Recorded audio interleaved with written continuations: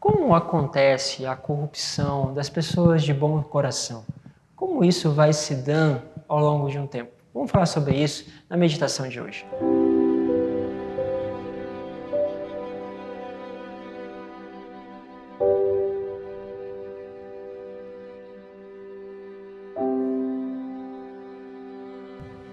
Em nome do Pai, do Filho e do Espírito Santo. Amém. Que bom estar com você todos os dias, percorrendo esse itinerário com a Palavra de Deus, buscando cada vez mais compreender e aprofundar nesta palavra. Se você está chegando a primeira vez neste canal, se inscreva e participe conosco. Bom, quero apresentar para vocês a primeira leitura. Ela está em 2 Samuel, capítulo 11, do versículo 1 ao 4, depois do 5 ao 10 e do 13 ao 17.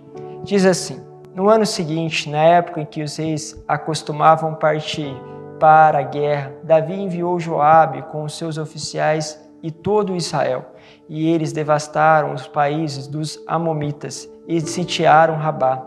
Mas Davi ficou em Jerusalém. Ora, um dia, ao entardecer, levantando-se, Davi de sua cama pôs-se a passear pelo terraço de sua casa e avistou dali uma mulher que se banhava. E aí é interessante nós pensarmos, né? Primeiro, era costume que o rei fosse à guerra. Primeiro, Davi, ele se esquiva de ir para a guerra, já era incomum esse tipo de atitude, mas ele toma essa atitude, fica em casa.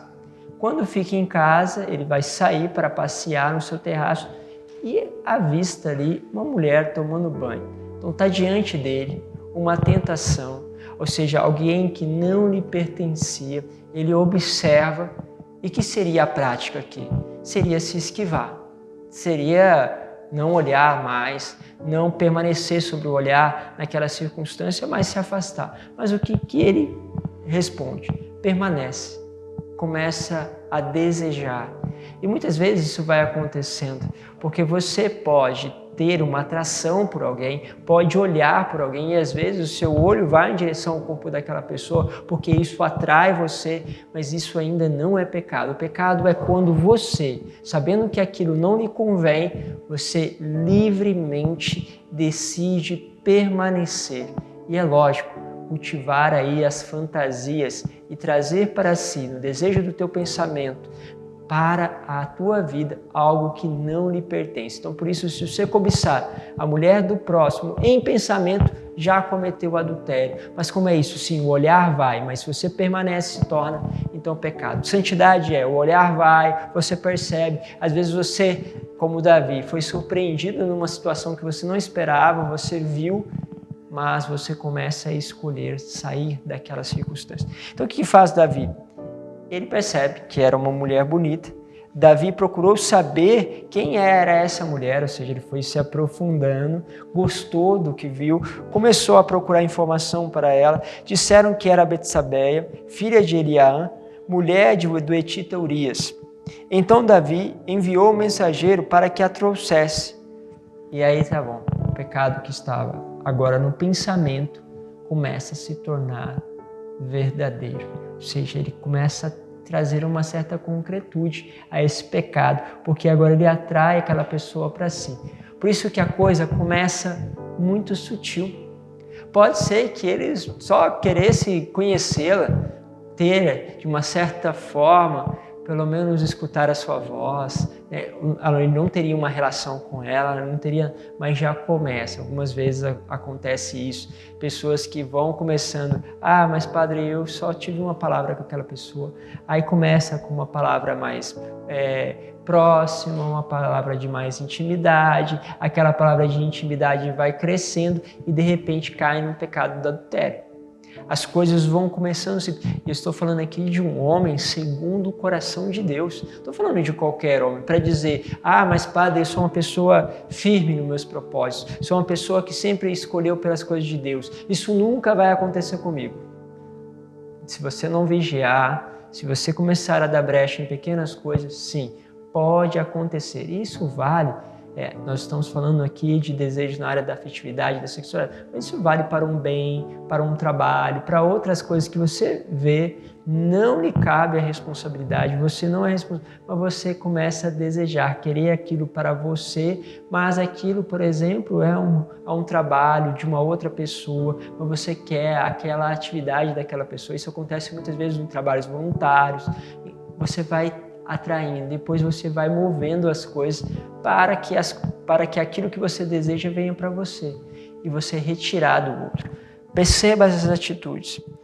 Ela veio e a palavra diz, e ele deitou-se com ela. Aqui acontece o ato explicitamente do pecado. Em seguida, Betsabeia voltou para casa. Como ela concebesse, mandou dizer a Davi. Olha só, aqui acontece que ela está grávida. Ela diz, estou grávida. Davi mandou esta ordem a Joabe.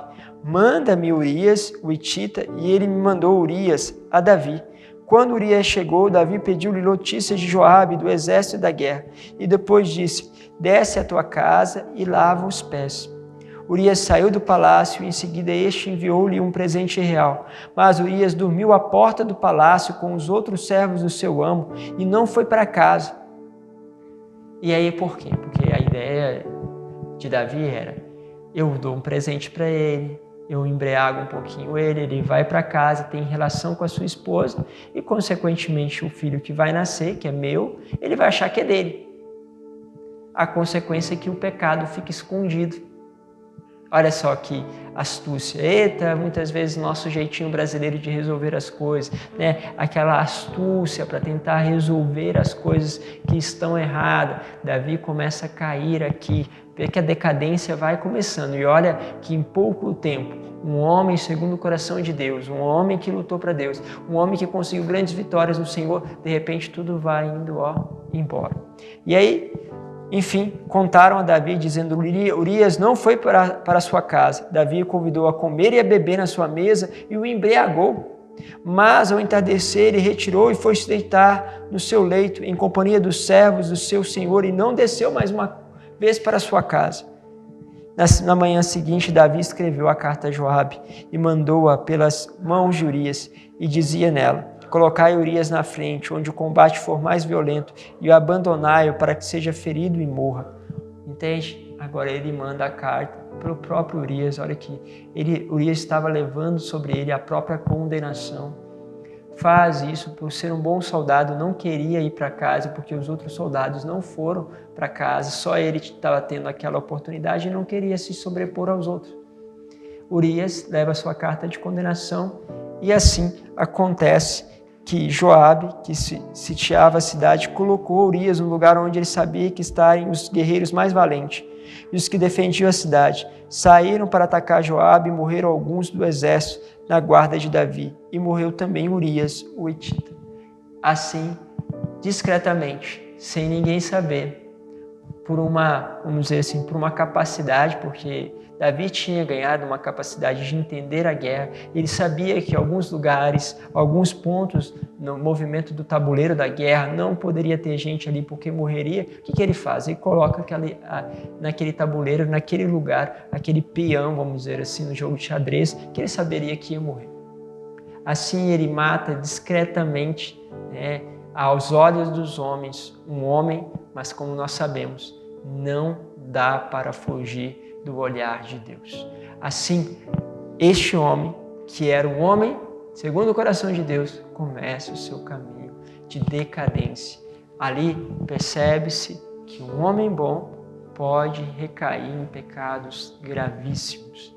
Por isso, perceba, o pecado sempre começa pequeno. Por isso que nós precisamos combater na nossa vida os pecados veniais, aqueles pequenos pecados, e não tratar eles com desleixo. Pelo contrário, preste atenção, porque essa existência de pecados veniais na sua vida, e muitas vezes a recorrência dele, levam, em geral, a pecados graves. E às vezes você pode ter se protegido durante muito tempo, mas quando você deixa lá uma sequência de ocasiões e não vai, então olha, não deveria ter permanecido com o olhar, escolheu aproximar-se, não deveria ter se aproximado, escolheu deitar-se com a mulher, não deveria ter feito, escolheu fazer uma corrupção, enganar para que pudesse ficar escondido o seu pecado, não fez efeito, enfim, fez o último, que é o resultado do pecado. O pecado leva à morte. E ele, não querendo matar a si mesmo, matou os outros, porque nós somos assim.